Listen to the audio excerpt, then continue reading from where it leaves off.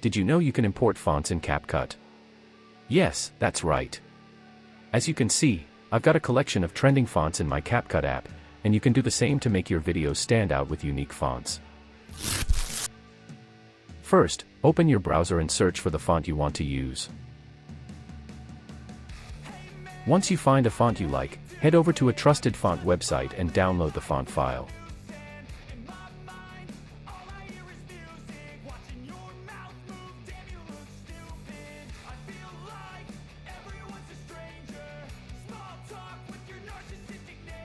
Next, go to your file manager and locate the Downloads folder.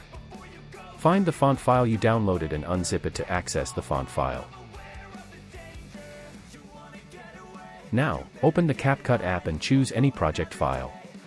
Click on the Add Text option, then select the font option.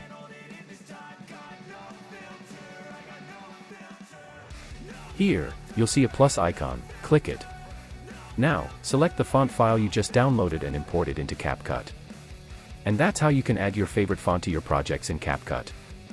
With just a few easy steps, you can make your videos more personalized and eye-catching by adding fonts that suit your style.